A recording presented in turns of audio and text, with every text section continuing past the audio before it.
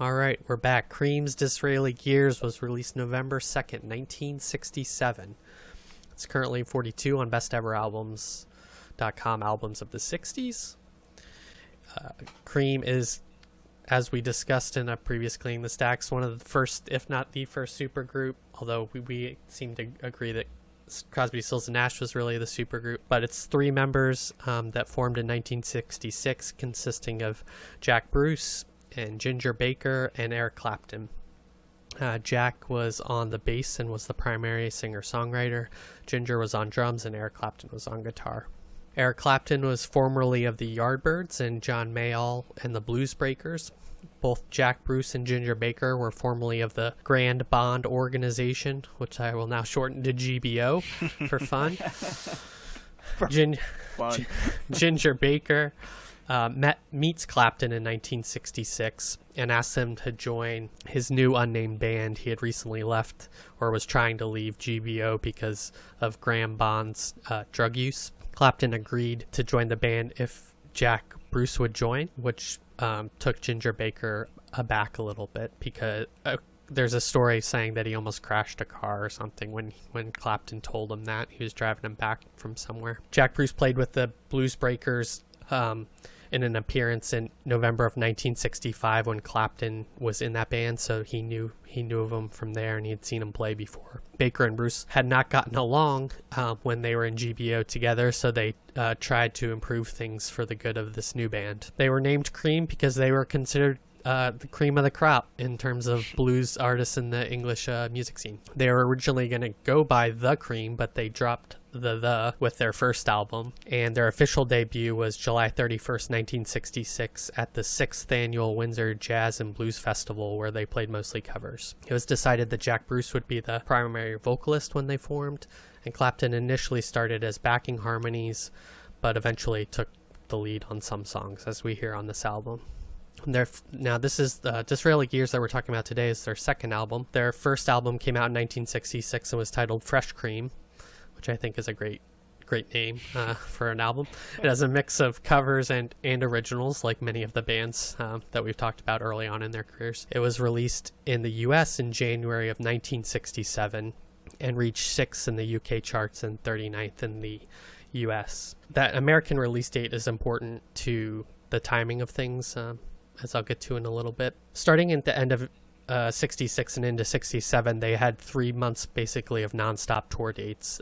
This brought them to New York City at the end of March, where they guested on Murray the K's show in New York City, who was a big DJ at that time. Cream's American label was ATCO, which was a subsidiary of Atlantic. They had a different label in Britain. So the plan was to record a single while they were in New York City and then come back later to record the rest of the album. While they were there, they recorded the track that became Strange Brew, and then they went back to the UK and came back to New York City after touring more in May. Now, Disraeli Gears was recorded in 5 days in May 11th through the 15th, 1967, at Atlantic Studios in New York City. The producer for this album was Felix Pappalardi, who went on to play bass in Mountain, which is most famous for Mississippi Queen, I think. That's another great 60s name right there, Felix Pappalardi. Yeah. And he gets some credit for actually songwriting credit on one of the tracks on this album. And CTS legend at this point, the sound engineer for this was Tom Dowd, who Jack Bruce gives most, if not all, of the credit to Tom Dowd for how this album sounds. As we've mentioned previously on the Aretha albums, Ahmet Ertegun of Atlantic was the head of the label, and he began to push to have Clapton be the front man for Cream and become lead on the vocals, which the other two band members did not really like because they had already decided on this setup. But Ertegun really, he didn't like a 3-person setup where there wasn't a lead, and Clapton was probably, based on the pictures, he's probably like the best looking, so he probably, from a marketing standpoint, it draws people more. But despite that, Jack Bruce still got the primary lead and songwriting credits on Disraeli Gears. Now, other people, Booker T. Jones of Booker T. and the MGs and Otis Redding were in the studio when they were recording Sunshine of Your Love on this album at the time. And Erdogan and Jerry Wexler, also of Atlantic, were not impressed with the song, calling it, quote, psychedelic hogwash. But it was Booker T who said that it was going to be a big crossover hit, and it eventually became the biggest selling single in Atlantic's history. So good thing Booker T was there to set the record straight. Yeah, you might have heard of that song before. He knows a little something about hits, Booker T. Yep. Lyrics to many of the songs on this album were also credited to Pete Brown, who was a lyrics guy. I guess that's the best way to put it. There you go. And the cover art was done by an Australian artist, Martin Sharp, who also helped write lyrics to Tales of Brave Ulysses. Now, Jack Bruce is quoted as saying about this album, musically, what I always wanted to go for with Cream was to have really heavy instruments with really light vocals. Also, I like the idea of two voices both in the same register so that you don't actually distinguish who is singing what. I think that comes through on this album. Ginger Baker took the lead on a song he wrote called Blues Condition, but he hated his voice, and I would agree with him on that. But Jack Bruce defends him and that track on this album. Now, the album title itself was a corruption by the Cream's roadie, Mick Turner, who was describing a bike that he was getting at the time, and he called the gears on it Disraeli gears instead of derailleur gears, and they thought that was hilarious, so they named the album after that. And of course, Benjamin Disraeli, well, not of course, but Benjamin Disraeli was a 19th century British prime minister, hence Disraeli gears. So peaking at number 5 in the UK, this album was, and it charted for 42 weeks, while in the US it hit number 4 and stayed in the charts for 2 weeks short of a whole year, so 50 weeks. The album, the group as a whole really only recorded 4 albums. They recorded 2 more albums after this, Wheels of Fire, which came out in 1968 and was a double album, and this is where the strain of the band started to occur due to endless touring and apparently really loud playing. They were playing so loud, and I guess they didn't wear earplugs or protection, but they had some hearing damage. Jack Bruce said his hearing was damaged. There was also some fighting between Baker and Bruce, as was alluded to in their previous band. Also, I read that Clapton had received a bad review in Rolling Stone at the time, and that really got under his skin, and he wanted to pursue a different direction musically. And they had actually already decided they were going to break up in May of 1968 at this point, and they would decide later on that they'll break up after their final tour in the US. The band dissolved in November of 1968, and a final album was released in February 1969 with 3 tracks they recorded in 68 and then 3 live tracks. And the cover of that album is hilarious. It makes me think of Van Halen. I'm not sure if that's an homage or not, but... And then finally they were inducted into the Rock and Roll Hall of Fame in 1993. Two of the 3 of them are dead at this point. Jack Bruce died in 2014 and Ginger Baker died in 2019 last year. Okay, so Eric Clapton is the only one left. So... Matt, is this album the cream of the crop? What do you think of Disraeli Gears? It's pretty good. I didn't. I went into this kind of historically my knowledge of Cream was limited. I knew I knew singles. I was never really blown away by them. I was kind of, and it probably suffered from just hearing it all the time in movies or commercials or whatever. Like Sunshine of Your Love is a ubiquitous song. Yep. That guitar riff is pretty famous. But so I was kind of just like, I've never been a huge. I would never say that I was a huge just pure blues fan, like just in its purest form. And I always kind of viewed Clapton as kind of being one of the quintessential blues guitarists. So I never really explored them that much. So I didn't come into this thinking, that I was going to like it all that much or, be blown away by it. But I really liked it. It was very good. It was from start to finish. It was a well-produced album. It does have that 60s psychedelic rock kind of jammy sound, but it's not like overly dated. It's not over the top with that. It's subtle, I think, is a little bit better way to put it. But I thought that there were some really cool guitar parts. I liked, there's like this, that whatever Clapton's doing on Dance the Night Away, there's some guitar picking or something going on there that's like a little bit I was surprised at the sound, and I don't know exactly how to describe it. I just wasn't expecting it, to be like that. I liked Blue Condition. I thought that was kind of a cool song. When I saw that was Ginger Baker, I was like, well, that's interesting. I didn't know he sang or wrote or anything like that. I think I knew Tales of Brave Ulysses. That song sounded familiar. I don't remember exactly when I had heard that before, but the musicianship on this is fantastic, and I really like Baker's. I know the story of Baker being kind of just an insane person, so it doesn't surprise me that he fought with Jack Bruce. But I was expecting more of a Keith Moon kind of vibe from him, and I was.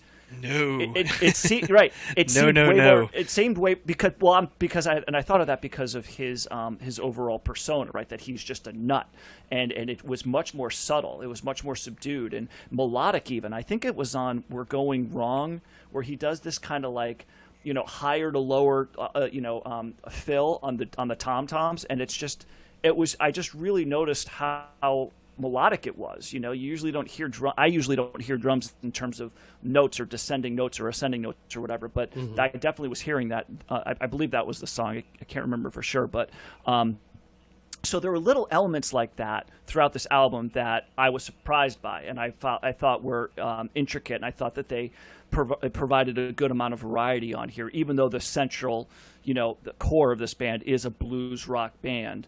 Right. They're doing different things. The production is great. I like the voices. I don't have a problem with Ginger Baker's voice, like Josh does. And the only throwaway track is the last one. It's Mother's Lament, and that's kind of like a tongue in cheek. It's kind of a gooky. They're like singing in like a Cockney accent or something like that. Exactly. Like, sounds like Monty Python guys, like like trying to sing a song. But I really liked it, and I was surprised because I didn't think, before listening to this, I was like, Cream was kind of like I don't want to say a throwaway band for me, but it was never anything that I really cared to explore. But I'm glad I got to listen to it here because I really liked it.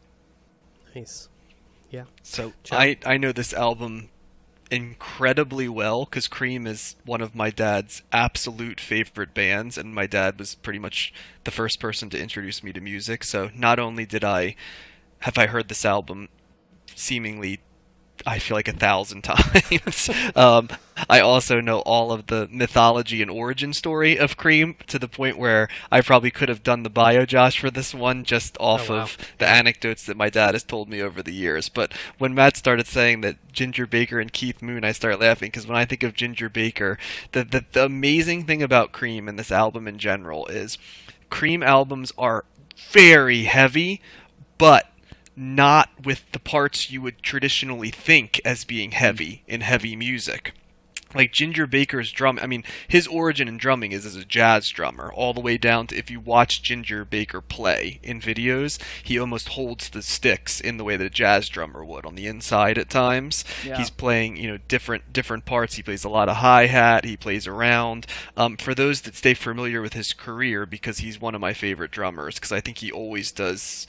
He does very interesting. He does interesting fills. He does takes on how to play in the background or complement music that aren't always intuitive, which is, I think, why I like him so much, because you can never really 100% predict what Ginger Baker is going to play. And it got even more interesting because in the 70s he spent a lot of years in Africa. He recorded with a very famous drummer. I am totally blanking on the last name. I know his first name is Fela. Fela Kuti.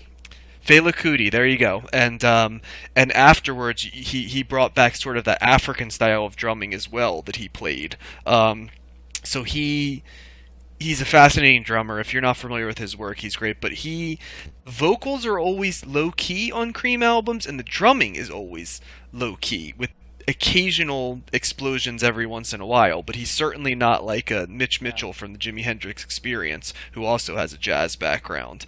But the guitar is heavy, and I don't know how to describe it, but Cream albums are heavy albums in a different way than albums are usually heavy. Needless to say, I love this album. I think the different singers really complements it. Each of these guys is exceptional at their instrument. There are no weaknesses. in terms of the musicianship.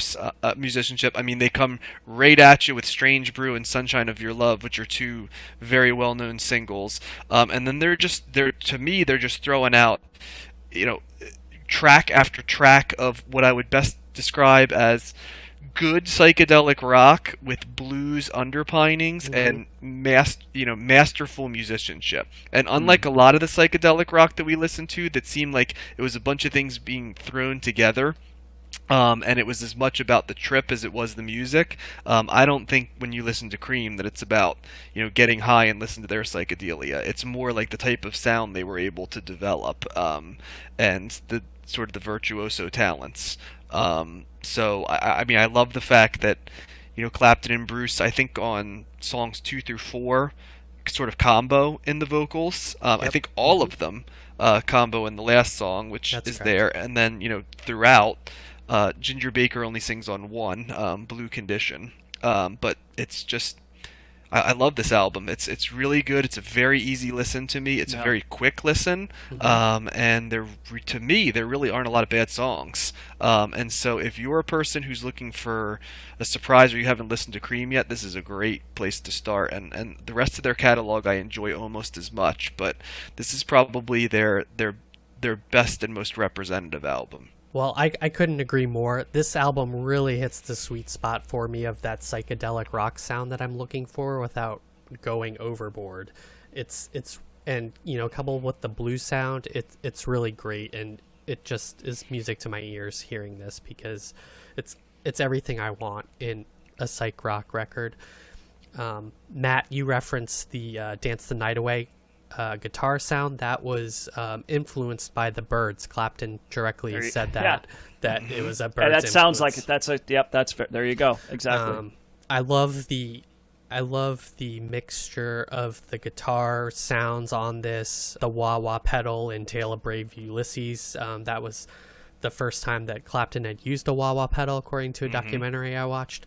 I love the guitar breakdown on Brave Ulysses also. I just love the guitars on Swa Liber, which is She Walks Like a Bearded Rainbow. That's what that acronym stands for. That Outside Woman blues song is just, I mean, that's a cover, but it seems like that would be a song that Jack White would cover as well. That opening guitar riff is very it's White awesome. Stripes. You're absolutely right. Yep. I love the harmonica and Take It Back, another classic like blues thing, which is incidentally also an anti-Vietnam song, they said. And Vietnam War, not Vietnam the country. correct, yes. Sorry. I'm pro-Vietnam War, but anti-Vietnam. Yeah. And like you said, John, the drumming is really good on this album. I noticed that. You don't say. Yeah. And the bass too. I picked up on that as well. They're just all really tight. They play really well together. It seemed like they just had that chemistry when making. It would be fascinating to take the knob and just take each of the pieces and just listen to them as the album itself. Is what I always think of when I listen to Cream. It's like the only other band that I think of that distinctly, and I'm not saying they're direct peers or there's other bands that can't do it, is another three-piece. The Police are another band like that, where it's like, I'd love to listen to their albums, just each of the three parts, like listen to the album as just the one part, listen to the album as just the other part, and then listen to the album as the third part. And I think this would be a fascinating listen for that. Yeah. Yeah, that's right. What else did I have? We're going wrong was about a fight that Jack Bruce and his wife had. That's where he got the influence for that. And there's also some really good stories about just where they came up with different things on the album. And Sunshine of Your Love, he was trying to figure out what how to start the song. He looked out and saw the sun like coming up through the window, and that gave him the inspiration. Jack also said they thought up the bass line first in Sunshine of Your Love. That was what started that song. But yeah, there is not, like you said, it's not really, there's not a lot of weak stuff on this album. I didn't like Blue Condition that much. It was kind of distracting for me, but everything else is pretty solid.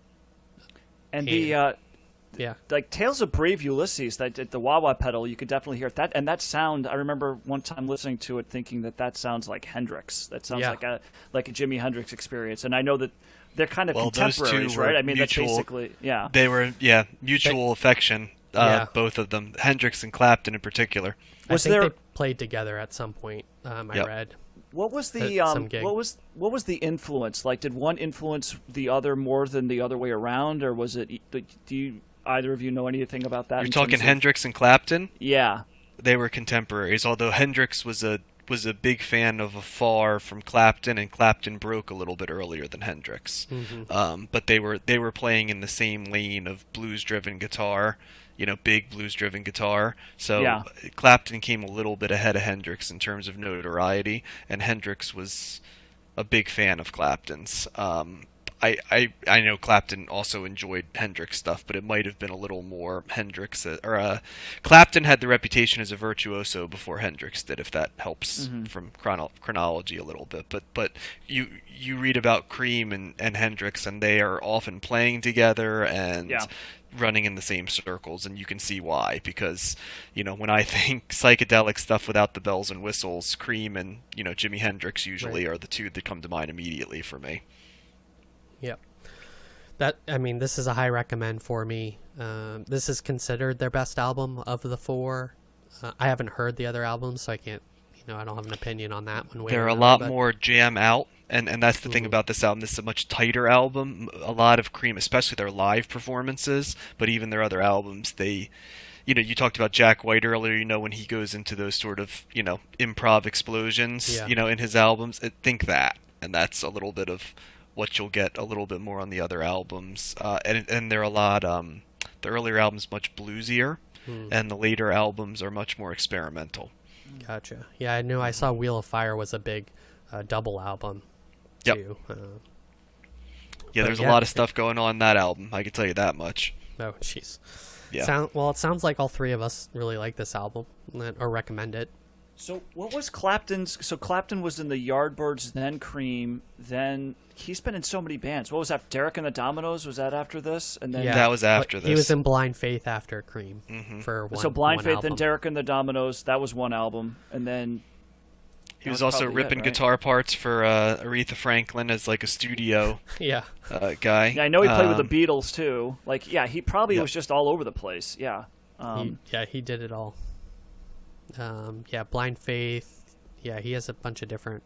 I could look that up more. But. Yeah, but I don't know. That's what I go back. I don't know if I could call this a supergroup, because what is it, BGO or whatever? GBO, Graham Bond Organization. Can anybody name a GBO song? I cannot. Probably. Yeah, no. that's yeah.